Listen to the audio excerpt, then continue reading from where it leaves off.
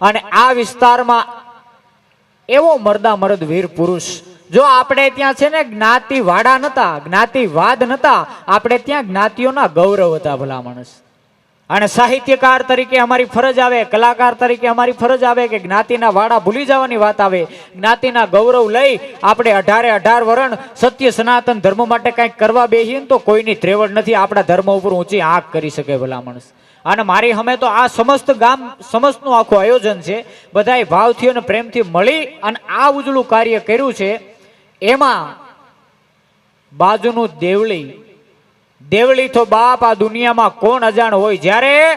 ગીર સોમનાથ જિલ્લાનો મહાન મોટો અત્યારનો જે કલેક્ટર કહેવાય એ વખતનો મોટો રાજા, અને એને એમ કીધું હતું કે ગીર સોમનાથ જિલ્લાનું જે કોડીનાર પરગણું છે વિધર્મીઓ એટલા બધા ફાટી નીકળ્યા છે કે એને કોઈ રાત સુધીમાં પકડે, એની બોચી દબાવે અને એમ કહેવાય છે કે એને કાયમના માટે જે અન્યાય થઈ રહ્યો છે એને બંધ કરે એવું કોઈ નથી. તેથી કોઈ જ્ઞાતિવાદ કરાવવા અહીંયા નથી આવ્યો, પણ એ જ્ઞાતિનું ગૌરવ લેવા અહીંયા આવ્યો છું. અને એ જ્ઞાતિના વખાણ કરવા અહીંયા નથી આવ્યો, પણ એને સત્ય કહેવા આચરણ તરીકે આવ્યો છું. ત્યારે એક કારડિયો રાજપૂત ઉભો થયો તો ને એમ કીધું તું, સાંભળી લે રાજા, તું તો ખાલી વિધર્મીઓની વાત કરશે, પણ હવારનો દી નહીં હાંજનો દી હાથમે એની પેલા એના મૂળિયાનો ઉખેડી નાખું તો હું દેવળીનો દેદો બારડ નહીં ભલા માણસ. ત્યારે કુંવર અંજનીનો કોપિયો જેણે રોયલું રાવણનું રાજ, એમ અમરેલી ઉપર આજ ઈ તો ધાનાણી રામો ધખિયો. બ્રિટિશનું જ્યારે શાસન ને અંગ્રેજોને બ્રિટિશ બધા હેરાન કરતા હતા ત્યારે એક કવિએ એને એમ કીધું કે એલા તમે અંદરો અંદર ખોટા બાધોમાં, અંગ્રેજ તમને આવડ્યું નહીં ને દેવરાજભાઈ એને રામવાળાને કરી નહીં વાત, અંગ્રેજને આવડ્યું નહીં વાળાને કરી નહીં વાત, નકર જર્મન જેવી જાત જગતમાં રહેવા નો દેત રામડો ભલા માણસ. પછી કોઈ પણ વીરવર મર્દ પુરુષ હોય, દેદા બાપા બારડ હોય તોય ભલે, અને આપણી આડીદર બોડીદર ની ધીંગી ધરામાં મેં એક દુહો લખેલો દેવાયત આપા બોદર માટે,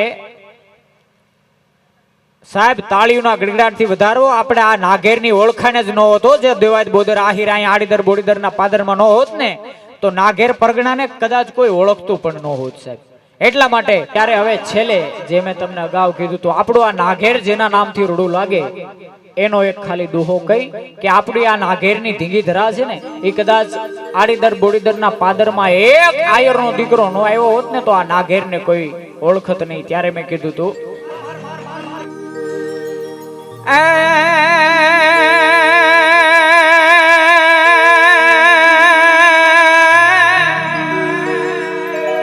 એ ભાઈ આયા રાનો વંશ રેત ના અને અમાને જુનાને નો તું વાલબાઈ ને વળી ભીમો એ રાનવ ગણ નો વંશ રેત ના